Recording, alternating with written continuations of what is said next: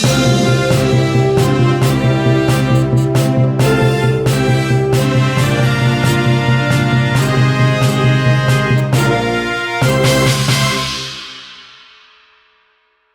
hadir dalam program talk show bersama saya Muhammad Fadil Zain yang akan memandu bincang-bincang dengan narasumber kompeten selama 30 menit ke depan. Kita dalam kesempatan kali ini akan mengangkat tema Pemuda Menyongsong Generasi Emas 2045. Di studio telah hadir Wakil Ketua Umum ICMI Dr. Asep Kamaludin. Kita sapa terlebih dahulu. Assalamualaikum, Kang Asep. Waalaikumsalam, terima kasih Mas Fadil. Ya, terima kasih telah hadir di studio. Bagaimana kabarnya? Alhamdulillah, sehat-sehat. Apik-apik. Kang Asep mungkin punya pandangan menarik tentang bagaimana peran pemuda dalam menyongsong 2045 ini. Generasi Emas 2045. Ya. Pertama, mungkin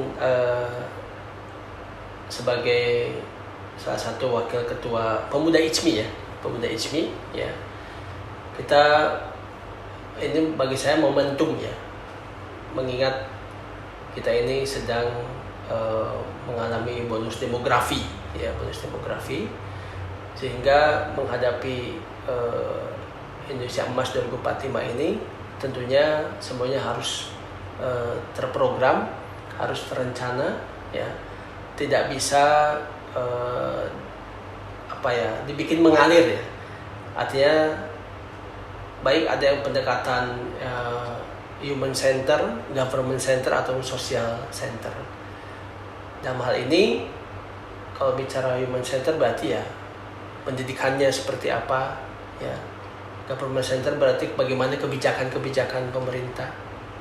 Kemudian social center bagaimana kemudian keterlibatan masyarakat, kepedulian masyarakat terhadap generasi pemuda di masa yang akan datang. Ya, itu kan artinya 20 tahun lagi ya. Apakah menurut Anda milestone-nya sudah tepat ya yang dilakukan oleh pemerintah saat ini? Sudah sangat tepat. Tentunya tinggal kita bisa melihat ya bagaimana karena ini juga tidak bisa lepas dari kebijakan negara ya. Dalam hal ini dukungan negara sampai seberapa besar, dukungan anggaran juga untuk pengembangan peningkatan kualitas pemuda, yang tentunya sehingga di 2045 ini ya lebih banyak. Ini kan kaitannya dengan, kalau bicara Indonesia Emas ini kaitannya dengan produktivitas ya. Bagaimana kita mengoptimalkan generasi-generasi kita lebih produktif, sehingga itu seperti snowball gitu ya, yang terus bergulir semakin besar, sehingga pada tahun 2045 ini Indonesia bisa mencapai generasi yang baik, yang bisa optimal memajukan negara kita. ICMI sendiri apa perannya yang sudah dilakukan? Saat ini ICMI melalui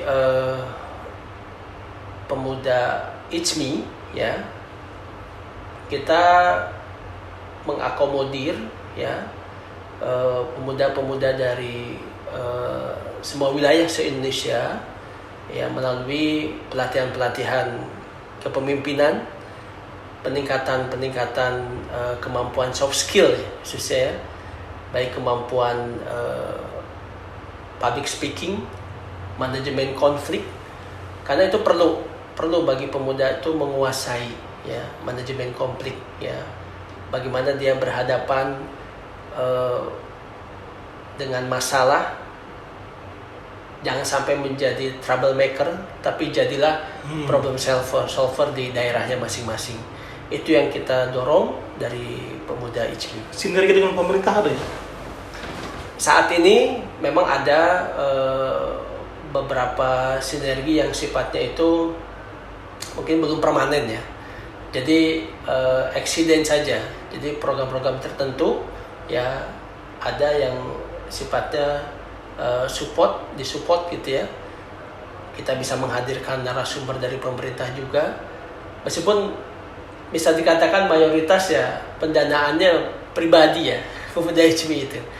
Jadi kita ada sponsor-sponsor swasta yang bagaimana kita menghidupkan organisasi pemuda ICMI sebagai komitmen kita untuk mengembangkan dan menjaga agar pemuda Indonesia tetap semangat untuk memiliki kualitas dan kompetensi tertentu.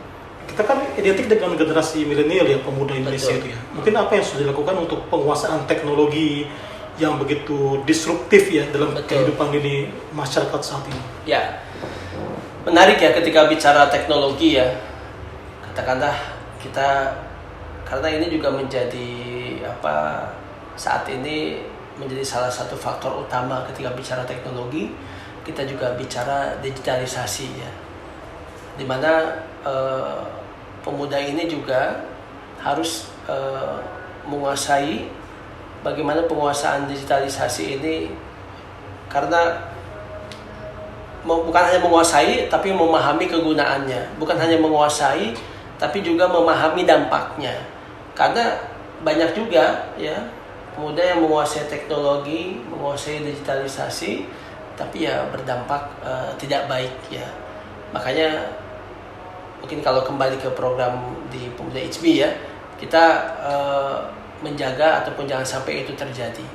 Disitulah perlunya pembinaan dan pendampingan. Artinya pembinaannya lebih ke dalam ya, kalau di ICMI itu ya? Iya, iya. Jadi bagaimana kita, kalaupun ya baik pemuda-pemuda yang sudah terhimpun ya di Pemuda HB ini ya, kita dorong untuk tetap ya istiqomah lah ya. Dia menjadi duta-duta di daerahnya. Menarik itu. Apa pemberdayaannya keluar ke masyarakat? Betul. Seperti apa pemberdayaannya? Kita yang kalau memang by ini ya kebutuhannya, kalaupun ada beberapa daerah yang memerlukan pemberdayaan ekonomi, tentu di kita banyak ahlinya gitu ya. Dengan semangat membangun itu tadi ya, menuju Indonesia Emas itu, kita juga melakukan pemberdayaan ekonomi, meningkatkan kapasitas dan kualitas, contohnya UMKM ya. Dan juga kalau tadi untuk pemuda yang memang dalam tanda kutip belum bekerja, ya kita kembangkan soft skillnya, bahkan hard skillnya juga kita kembangkan, kita dorong agar mereka tidak pernah berputus asa untuk berkarya. Apa respon pemuda dengan program-program ICMI itu? Ya, sampai saat ini memang meskipun Pemuda HB ini yang sebelumnya dari Masika ya, kemudian menjadi Pemuda HB ya, program-program yang sudah kita dorong ke masyarakat itu, di samping upaya membangun kritis ya, critical thinking ya, agar para pemuda itu juga peduli dengan sekitarnya, jadi tidak permisif ya, tidak apolitis ya, melalui seminar-seminar kalau itu ya, kita latih mereka untuk peduli, kita latih mereka untuk punya sense of belonging terhadap masalah bangsa, dan kemudian di samping kita latih ya, kita salurkan. Dalam artian kita salurkan ini ya melalui kita latih bagaimana pemikiran itu bisa menjadi tulisan gitu ya. Kita latih bagaimana pemikiran itu bisa menjadi wacana yang kemudian terus bisa termonitor gitu ya. Itu kalau dari sisi critical thinking ataupun membangun kritis mahasiswa gitu, ataupun pemuda. Kemudian dari hal lain ya, memang kalau di ISMI kan ada juga ya batom lain ya, badan otonom lain yang memang spesifik ya ngurusin peningkatan UMKM ada. Tapi kita juga ya secara ini, karena itu kadang-kadang satu paralel ya masalah pemuda itu ya. Ada yang semangat tidak punya kerja gitu ya. Dia ada pekerjaan statis, tidak bisa berkembang. Nah itu mungkin itu wilayah yang memang kita berikhtiar untuk meningkatkannya. Baik, Kang Asep, terima kasih banyak sudah menjelaskan begitu detail ya. Kita nanti akan lanjut lagi setelah yang di segmen kedua. Siap. Sahabat Mustopo, ini segmen pertama ya. Nanti kita akan lanjutkan lagi di segmen kedua. Tetap bersama kami.